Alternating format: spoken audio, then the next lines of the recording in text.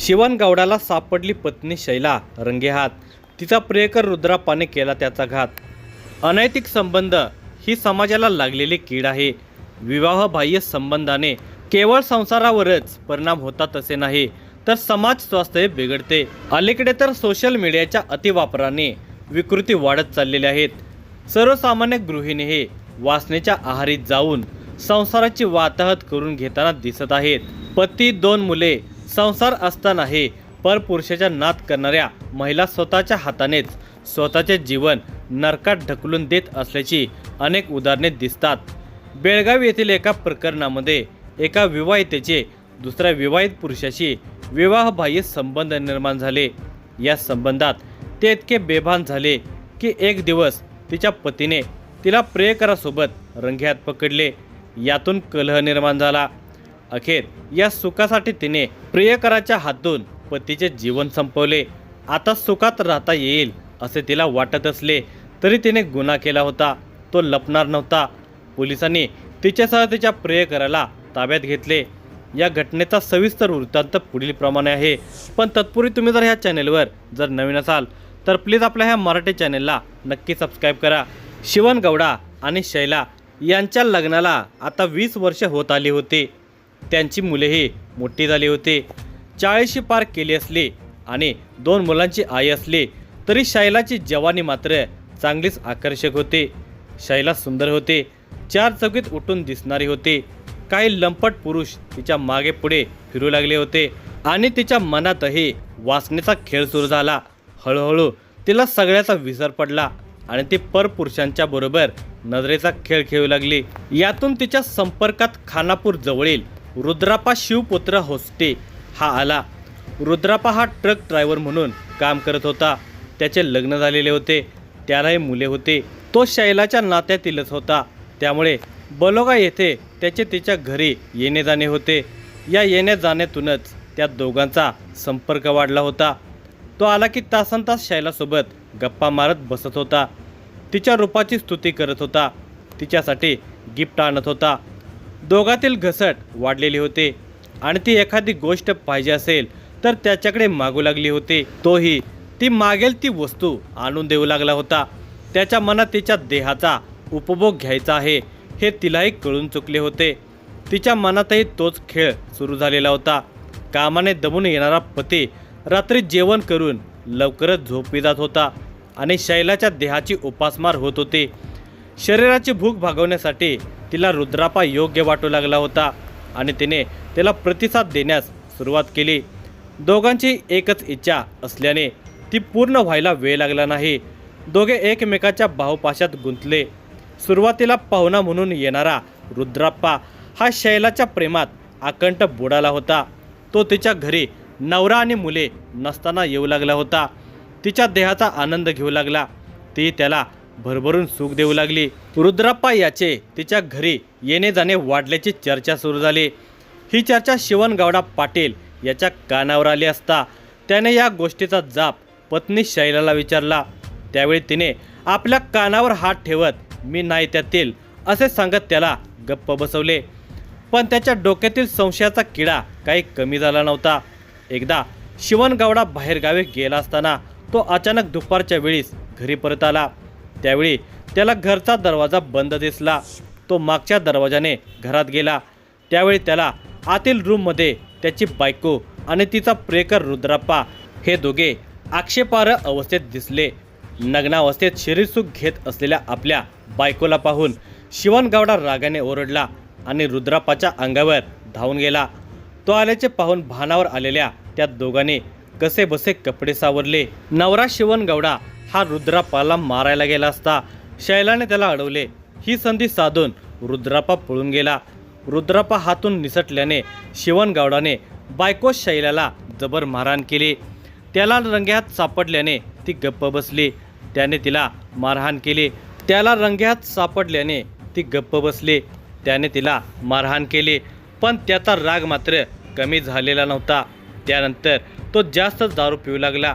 दारूच्या नशेत तो रोज भांडण काढून शैलाला मारहाण करत होता। रुद्राप्पाचा नाद सोड, मुलांच्याकडे लक्ष दे, संसारात लक्ष दे म्हणून सांगत होता, पण तिला मात्र रुद्राप्पाचा विरह सहन होत नव्हता. आता रुद्राप्पा घरी येऊ शकत नसल्याने शैलाच बाहेर जाऊ लागले होते. ते दोघे बाहेर भेटत होते. ते दोघे बेळगावी आणि हुबळी येथे जाऊन लॉजवर जात आणि शरीरसुख घेत होते. याची कुणकुण शिवणगौडाला लागलेली होते. त्याने याबाबत जवळच्या नातेवाईकांना आणि शैलाच्या बहिणीला सांगितले. हे ऐकून सगळेच नाराज झाले होते. त्याने तिला समजावून सांगितले होते, परंतु ती काय त्याचा नाद सोडायला तयार नव्हती. उलट ती नवऱ्यालाच सोडून द्यायला तयार असल्याचे नातेवाईकांना सांगत होते. नवरा आपल्याला त्रास देतो आणि मारहाण करतो, म्हणून मी त्याच्याबरोबर राहणार नाही. मी रुद्राप्पाबरोबर पळून जाणार आहे असे सांगत होते. एकंदरीत त्या दोघांचे विवाहबाह्य संबंध फार पुढे गेल्याचे सगळेच समजून चुकले होते. गेल्या 3-4 वर्षापासून विवाहबाह्य संबंध होते. आपल्या दोघांच्या संबंधात नवरा शिवणगौडा हा अडसर ठरत आहे. त्याला मारून टाक म्हणजे आपल्या दोघांना एकत्र राहता येईल असे तिने प्रियकर रुद्राप्पाला सांगितले. ती सांगेल तसे तो करायला तयारच होता. मग त्या दोघांनी शिवणगौडाला मार्गातून कायमचे बाजूला करायचे असे ठरवले. कर्नाटकात होळीच्या दिवशी रंगपंचमी साजरी केली जाते. या दिवशी पती शिवणगौडाला दारू पाजवून मारून टाक असे तिने रुद्राप्पाला सांगितले. परंतु त्यावेळी काही कारणाने त्यांचा शिवणगौडाला मारण्याचा डाव फसला तरी त्यांनी हार मानलेली नव्हते. ते दोघे त्याला मारण्यासाठी संधी शोधत होते. तशी संधी त्या दोघांना लवकरच मिळाली. शैलाची बहीण दस्तिकोप येथे राहायला आहे. दिनांक 1 एप्रिल 2025 रोजी दस्तिकोप येथील लक्ष्मी देवीची यात्रा सुरू होते. या यात्रेला बलोगा येथून सोमवार दिनांक 31 मार्च रोजी शिवणगौडा हा पत्नी शैलासह गेला. नेमकी ही संधी साधत शैलाने प्रियकर रुद्राप्पाला फोन करून मी आणि नवरा दस्तिकोप येथे यात्रेसाठी आलो आहोत, तूही ये असे सांगितले. तसा रुद्राप्पा दस्तिकोप येथे आला. त्या दोघांनी अगोदरच केलेल्या प्लॅनप्रमाणे डाव साधण्याचा विचार केला. मंगळवार दिनांक 1 एप्रिल रोजी शिवणगौडा हा आपल्या दुचाकीवरून बलोगा येथे जाण्यासाठी संध्याकाळच्या सुमारास बाहेर पडला. तो तसा एकटाच जाणार असल्याने रुद्राप्पाने त्याला आपल्याला पारिशवाड क्रॉसला सोड असे सांगितले. किती केले तरी तो पाहुणा म्हणून शिवणगौडाने त्याला आपल्या दुचाकी गाडीवर बसवले. दोघे गाडीकोप येथे आले असता रुद्राप्पाने त्याला दारू पिऊया असे सांगितले. दारूचे नाव काढल्यावर शिवणगौडाने त्याला होकार दिला. दोघांनी बोलत दारूच्या बाटल्या, स्नॅक्स आणि ग्लास तसेच एका हॉटेलमधून जेवणाचे पार्सल घेतले. हे सगळे सामान घेऊन ते दोघे खानापूर MK हुबळी रस्त्यावरील गाडीकोप येथील निर्जन स्थळी आले. रस्त्याकडेच्या शेतात एका आडोशाला ते दारू पीत बसले. दोघांना दारूची नशा झाली. दारूच्या नशेत रुद्राप्पाने शैलाचा विषय काढला. ती माझी रखेल आहे, तुझी बायको नंतर आहे असे म्हणून तो त्याच्याशी वाद घालू लागला. भांडत भांडत त्याने पाठीमागून शिवणगौडाच्या डोक्यात मोठा दगड घातला. त्यासरशी त्याच्या डोक्यातून मोठ्या प्रमाणात रक्तस्राव सुरू झाला. तो जागीच ओरडत पडला. तो तडफडत होता, परंतु रुद्राप्पाला दया आली नाही. काही वेळातच तडफडून त्याचा मृत्यू झाला. तो ठार झाल्याचे लक्षात आल्यावर रुद्राप्पाने शैलाला मोबाईलवर व्हिडिओ कॉल करून शिवणगौडाला कसे मारून टाकले याचा पुरावा दिला. त्यानंतर तो तेथून निघून गेला. इकडे रात्री गेलेला शिवणगौडा घरी परत आला नाही म्हणून त्याच्या नातेवाईकांनी शोध घ्यायला सुरुवात केली. तर इकडे गाडीकोप येथील खानापूर MK हुबळी रस्त्याकडीला असणाऱ्या शेतात एका इसमाचा मृतदेह पडला असल्याची स्थानिक लोकांनी खानापूर पोलिसांना माहिती दिली. या घटनेची माहिती मिळताच खानापूर पोलीस तातडीने घटनास्थळी दाखल झाले. मयत इसमाच्या डोक्यात दगड घातल्याचे दिसत होते. बाजूलाच एक दुचाकी पडलेली होते. दारूच्या बाटल्या, स्नॅक्स आणि अर्धवट जेवण पडलेले होते. मयत इसमाचे चप्पलही काही अंतरावर पडलेले होते. खानापूर पोलिसांनी मयताची ओळख त्याच्या खिशातील आधार कार्डवरून आणि गाडीच्या नंबर प्लेटवरून पटवली होती. बलोगा येथील शिवणगौडा इरणगौडा पाटील हा असल्याची माहिती मिळाल्यावर या घटनेची माहिती त्याच्या घरच्या लोकांना देण्यात आली. त्याच्या घरचे लोकही तातडीने घटनास्थळी दाखल झाले. त्यांनी मयत इसम हा शिवणगौडा पाटील असल्याची माहिती पोलिसांना दिली. पोलिसांनी घटनास्थळाचा आणि घटनेचा पंचनामा करून मयताचे शवविच्छेदन खानापूर येथील सरकारी रुग्णालयात केले। पोलीस या घटनेचा तपास करत असताना घटनेच्या आदल्या दिवशी शिवनगौडा हा दस्तिकोप येथून रुद्राप्पा होसगट्टे याच्याबरोबर दुचाकीवरून गेल्याची माहिती मिळाली। तसेच रुद्राप्पाने शिवनगौडा याची पत्नी शैलाबरोबर अनैतिक संबंध असल्याची माहिती मिळाली। या संबंधाला शिवनगौडाचा विरोध होता। यातून नवरा बायकोची रोज भांडणे होत होते। तसेच घटनेनंतर रुद्राप्पा हा बेपत्ता झालेला होता।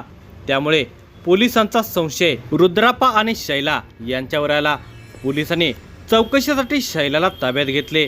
सुरुवातीला ती उडवाउडवीचे उत्तरे देत होते। महिला पोलिसाकर्मी पोलिसी खाक्यात दाखवला असता तिने पोलिसांना सांगितले की आपल्या सांगण्यावरून प्रियकर रुद्राप्पाने आपल्या नवऱ्याला मारून टाकले आहे। तिने दिलेल्या माहितीवरून खानापूर पोलीस रुद्राप्पाचा शोध घेत होते। तो घटनेनंतर गुलबर्गा येथे पळून गेल्याची माहिती पोलिसांना मिळाली। खानापूर पोलिसांच्या एका पथकाने गुलबर्गा येथे रुद्राप्पा होसगट्टे याला ताब्यात घेतले। त्याला खानापूरला आणून त्याच्याकडे या घटनेची सखोल चौकशी केली असता त्यानेही आपला गुन्हा कबूल केला। या घटनेची फिर्याद मयत शिवनगौडा पाटील याच्या नातेवाईकांच्याकडून घेतली। त्यानुसार शिवनगौडा इरणगौडा पाटील वय वर्षे 48 याच्या खून प्रकरणी त्याची पत्नी शैला शिवनगौडा पाटील वय वर्षे 36 व तिचा प्रियकर रुद्राप्पा शिवपुत्र होसगट्टे वय वर्षे 36 राहणार बिडे तालुका खानापूर या दोघांच्या विरोधात BNS कलम 103(1) प्रमाणे गुन्हा दाखल करून अटक करण्यात आली। या घटनेचा तपास खानापूर पोलीस निरीक्षक लालासाब गवंडे यांच्या मार्गदर्शनाखाली पोलीस उपनिरीक्षक बेरादार यांनी सहकाऱ्यांच्यासह अवघ्या 3 दिवसात करून संशयितांना ताब्यात घेतले।